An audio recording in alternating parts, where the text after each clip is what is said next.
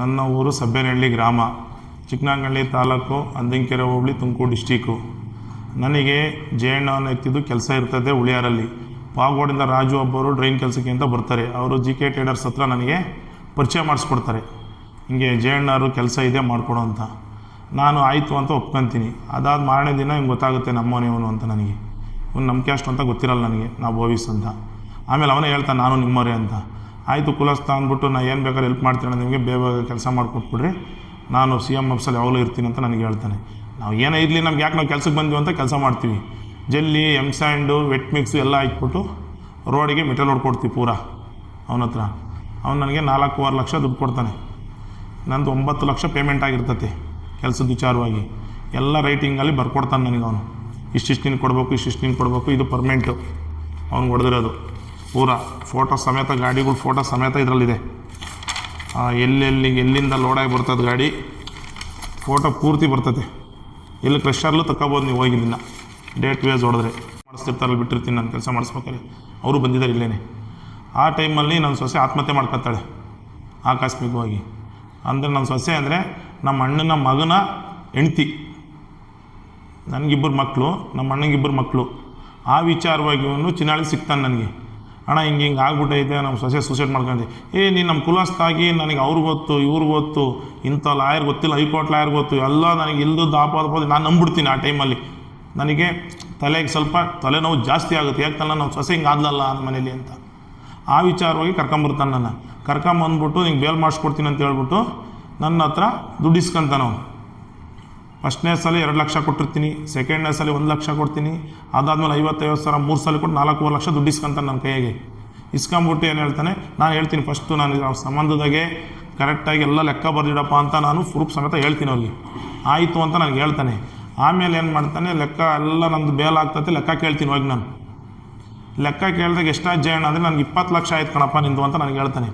ಏನಕ್ಕೆ 20 ಲಕ್ಷ ಆಯ್ತು ನನಗೆ ಹೇಳಿದ್ರೆ, ಅವೆಲ್ಲ ಲೆಕ್ಕ ಕೊಡೋಂಗಿಲ್ಲಪ್ಪ, ಯಾರಿಗೂ ಹೇಳೋಂಗಿಲ್ಲ, 3ನೇ ವ್ಯಕ್ತಿಗೆ ಗೊತ್ತಾಗಂಗಿಲ್ಲ, ಇದು ನೀನು ಯಾರಿಗೂ ಹೇಳೋಂಗಿಲ್ಲ, ನಾನು ಒಬ್ಬನ ಹತ್ರ ವ್ಯವಹಾರ ಮಾಡ್ಬೇಕು, ನೀನು ಯಾರಿಗೂ ಬುಕ್ಕು ಪಕ್ಕು ಬರ್ಕೊಟ್ಟಿದ್ದೇನು ತೋರ್ಸಂಗಿಲ್ಲ ನೀನು.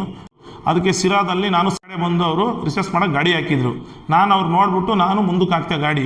ಏನು ಜಯಣ್ಣ ನಾನು ದುಡ್ಡು ಕೊಡಲ್ವ ಅಂತ ಕೇಳಿದ್ದಕ್ಕೆ ಅವ್ರು ನಿನಗೆ ಯಾವ ದುಡ್ಡು ಕೊಡ್ಬೇಕು, ನೀನು ನನಗೆ ಕೊಡಬೇಕು ಅಂದರು. ಆಯ್ತಪ್ಪ, ನಾನು ನಿನಗೆ ಕೊಡೋದಿದ್ರೆ ಪ್ರೂಫ್ ಕೊಡಪ್ಪ, ನಾನು ಕೊಡ್ತೀನಲ್ಲ, ನಾನು ಕೂಲಿ ಮಾಡೋದೈತಲ್ಲ, ನೀವು ಪ್ರೂಫ್ ಕೊಡಪ್ಪ ಅಂತ ಕೇಳಿದೆ.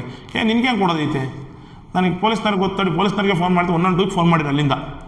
ಅದಾದಮೇಲೆ ಅವ್ರು ಬಂದು ಏನು ಅಂತ ಕೇಳಿದ್ರು. ಹಂಗೆ ರಾಜು ನನ್ನ ಒಡೆಯಕ್ಕೆ ಮೈಯಿಂದ ಸಾಯ್ಸಕ್ಕೆ ಮೈಯಿಂದ ಉಸಿರುಗಡ್ಸಕ್ಕೆ ಮೈಯಿಂದ ಅಂತ ಅವ್ರು ಕೇಳಿರು ಬಂದು. ಏನಪ್ಪ ಚೆನ್ನಾಗೇ ಇದೆಯಾ, ಅವ್ನು ನೋಡ್ಬೇಕಾದ್ರೆ ದೊಣ್ಣೆನೂ ಇಲ್ಲ, ಇಲ್ಲಿ ಕುಡ್ಲು ಹೆಂಗೆ ಸಾಯಿಸ್ಬಿಡ್ತಾನೆ, ಕೊಲೆ ಮಾಡೋಕ್ಕೆ ಬರ್ತಾನೆ ನಿನ್ನ ಹತ್ರ ಅಂದರು. ಉಸಿರೇ ತೆಗಿಲಿಲ್ಲ ಭಯ್ಯ, ಸೀದಾ ಬರ್ತಾನೆ ಕುತ್ಕೊಂತಾನೆ. ಸ್ಟೇಷನ್ CCTV ತೆಗೆದು ಓಪನ್ ಮಾಡಿ ನೋಡ್ಕೋಬೋದು ಪಾರ್ಟಿ ಹೆಂಗೆ ಬಂದು ಕುತ್ಕೊಂಡ್ರು, ಏನು ಮಾತಾಡಿದ್ರು ಅಂತ. ನಾನು ಸುಳ್ಳು ಹೇಳ್ಬೋದು, CCTV ಸುಳ್ಳು ಹೇಳಲ್ಲ, ಅಲ್ಲಿರೋ ಸಿಬ್ಬಂದಿ ಸುಳ್ಳು ಹೇಳಲ್ಲ. ಅದಕ್ಕೆ ನಮ್ಮ ಮೇಲೆ FIR ಮಾಡಿಸ್ತಾರೆ ಅವರು, ಡಾಕ್ಟ್ರು ಸರ್ಟಿಫಿಕೇಟ್ ತಗೊಂಬಂದು. ಆಮೇಲೆ ಕೆಲವು ಸಮಯ ಆದಮೇಲೆ ಹೋಗ್ತಾರೆ ಗೌರ್ಮೆಂಟ್ ಹಾಸ್ಪಿಟ್ಲಿಗೆ. 5:15ಗೆ ಬರ್ತಾರೆ. 10:45 ಆಗಿರೋ ಘಟನೆಗೆ 5:15 ಕೊಡೋಕ್ಕೆ ಟಾರ್ಚರ್ ಮಾಡ್ತಾರೆ. 20 ಲಕ್ಷ ನಾನು ಖರ್ಚು ಮಾಡಿದ್ದೀನಿ ನಿಮಗೆ ಅಂತ ಹೇಳ್ತಾರೆ. ಲೆಕ್ಕ ಕೇಳಿದ್ರೆ ಪೊಲೀಸ್ನವರು ಲೆಕ್ಕ ಕೇಳಿದ್ರು, ಲೆಕ್ಕ ಅಲ್ಲಿನೂ ಕೊಡಲಿಲ್ಲ. ಕೇಳಿದ್ರೆ ಕಂಪ್ಲೇಂಟ್ ಆಗೋಯಿತು. ನಾನು ಕೊಟ್ಟಿದ್ದೀನಿ, ಅವ್ರು ಕೊಟ್ಟಿಲ್ಲ. ಚಿಕ್ಕನಾಗನಹಳ್ಳಿ ಉಳಿಯಾರಲ್ಲಿ ನಾನು ಕೊಟ್ಟಿದ್ದೆ. ಯಾಕೆಂದರೆ ನಾನು ಟಾರ್ಚರ್ ಜಾಸ್ತಿ ಆಗೋಯ್ತು. 20 ಲಕ್ಷ ನಾನು ಖರ್ಚು ಮಾಡಿದ್ದೀನಿ, ನನಗೆ ದುಡ್ಡು ಕೊಡು. ಅವ್ರ ಮಿಸ್ಸಸ್ ಕೈಲೂ ಮಾಡಿಸಿದ್ರು ರೆಕಾರ್ಡಿಂಗ್ ಇದೆ, ಅವ್ರು ಮಾಡೋದು ರೆಕಾರ್ಡಿಂಗ್ ಇದೆ. ಖರ್ಚು ಮಾಡಿದ್ರೆ ನಾನು 20 ಲಕ್ಷ ಖರ್ಚು ಮಾಡ್ಯಾರ ಅಂತ ಹೇಳ್ತಾರಲ್ಲ, ಇನ್ನೂ 2 ಲಕ್ಷ ಅವ್ರು ಖರ್ಚು ಕೊಡ್ತೀನಿ, ಲೆಕ್ಕ ಕೊಡೋದು ಕೊಡ್ತಾಯಿಲ್ಲ ಅವರು.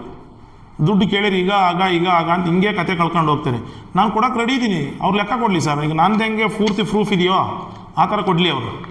ಈಗ ನಾನು ಯಾವ ಥರ ಪ್ರೂಫ್ ಇಟ್ಕೊಂಡಿದ್ದೀನಿ, ಏನೇನು ಕೆಲಸ ಮಾಡಿದ್ದೀನಿ ಅಂತ ಐತೆ, ಫೋಟೋಸ್ ಐತೆ, ಆ ಡೀಟೇಲ್ ಅವ್ರು ಕೊಡಲಿ ಸರ್. ನಾನು ಅವ್ರಿಗೆ ಯಾವುದೇ ಕಾರಣಕ್ಕೆ ದುಡ್ಡು ಮೋಸ ಮಾಡೋದು. 20 ಲಕ್ಷ ಬೇಲಿ ಖರ್ಚಾಗೈತೆ ಅಂದರೆ ನಾನು ಕೊಡೋಕ್ಕೆ ಸಿದ್ಧವಾಯಿನಿ ಸರ್. ನಾನು ಎಲ್ಲ ಅಧಿಕಾರಿ ಹತ್ರ ತಿಳ್ಕೊಂಡಿದ್ದೀನಿ ಎಷ್ಟು ಖರ್ಚಾಗುತ್ತೆ ನಮ್ಮ ಕೇಸ್ಗೆ ಅಂತ. ನಾನು ಎಜುಕೇಷನಲ್ಲಿ ಕಮ್ಮಿನೇ ಇರ್ಬೋದು, ಬಟ್ ಐಡಿಯಾ ದೇವ್ರು ಚೆನ್ನಾಗಿ ಕೊಟ್ಟಿದ್ದಾನೆ ನನಗೆ. ಯಾವ ಥರ ಲೆಕ್ಕ, ಯಾವ ಥರ ಬುಕ್ಕು. ನಾನು ಎಜುಕೇಷನ್ ಕಮ್ಮಿ ಅಂತ ನಾನು ಒಪ್ಕೊಂತೀನಿ, ಇಲ್ಲ ಅಂತ ಹೇಳಲ್ಲ. ನಾನು ಅಷ್ಟು ಓದಿನಿ ಇಷ್ಟೋದು ಅವ್ರ ಥರ ಏನಿಲ್ಲ, ನಾನು ಸುಮ್ಮನೆ ಇರ್ತೀನಿ. ಯಾಕೆ ಅಂದರೆ ನೀವು ಏನೇನೆಲ್ಲ ತಿಳ್ಕೊಬೇಕಲ್ಲ. ನಾನು 20 ಲಕ್ಷ ಲೆಕ್ಕ ಆಯ್ತು ಅಂದಮೇಲೆ ನಾನೆಲ್ಲ ಪ್ರೂಫ್ ಕಲೆ ಹಾಕ್ತೀನಿ. ಇಲ್ಲಿಗೆ ಹೋಗ್ತೀನಿ, ಸೀದಾ ಡೈರೆಕ್ಟ್ ಲಾಯರು, ನಮ್ಮ ಗೊತ್ತಿರೋ ಅಂಥ 4 ಜನ ಎಜುಕೇಷನ್ ಇರೋಂಥ 4 ಜನ ಕರ್ಕೊಂತೀನಿ. ಹೋಗ್ಬಿಟ್ಟು ಎಲ್ಲ ಮಾಹಿತಿ ಕಲೆ ಹಾಕ್ತೀನಿ. ತುಮಕೂರಲ್ಲಿ ಕಲೆ ಹಾಕ್ಕೊಂಡು ಅಲ್ಲಿ 95,000 ಕೊಟ್ಟಿನಿ ಅಂದ್ಬಿಟ್ಟು ಲಾಯರ್ ನೇರವಾಗಿ ಹೇಳ್ತಾರೆ ನನಗೆ. ಎಲ್ಲಿ ಬೇಕಾದ್ರೂ ಬಂದು ಹೇಳ್ತೀನಿ ಅಂತಾರೆ ಅವರು. ಯಾರು? ತುಮಕೂರು ಪ್ರಭು ಲಾಯರು ನಮಗೆ ಬೇಲ್ ಮಾಡಿಸ್ಕೊಡಿದಂತಕ್ಕದ್ದು. ಆ ವಿಚಾರ ಮತ್ತೆ ಟಿಪ್ಟೂರಿ ಬರ್ತೀನಿ ಅಲ್ಲಿಂದ. ನಾನು ಅಲ್ಲಿ ಎಲ್ಲೆಲ್ಲಿ ಏನೇನು ಖರ್ಚು ಮಾಡ್ರಿ ಅಂತ ತಿಳ್ಕೊತೀನಿ. ಅಲ್ಲಿ ಒಂದು 5,000 ಒಬ್ಬರಿಗೆ ಕೊಟ್ಟಿರ್ತಾರೆ, ಹೆಸ್ರು ಹೇಳೋಂಗಿಲ್ಲ ಅವೆಲ್ಲ ನಾವು ಅಲ್ಲಿ ಅಂತ ಹೇಳ್ತಾನೆ ಅವನೇ ಹೇಳ್ತಾನೆ. 5,000 ಒಬ್ಬರಿಗೆ ಕೊಟ್ಟಿದ್ದೀನಿ, ಹೇಳೋಂಗಿಲ್ಲ ಅಂತಾರೆ. ಆಮೇಲೆ ಇನ್ಯಾರು ಕೊಟ್ಟು ಯಾರ್ಯಾರು ಕೊಟ್ಟು ನಾವೆಲ್ಲ ಹೇಳೋಂಗಿಲ್ಲ ಅಂತ ಕೇಳ್ತಾನೆ.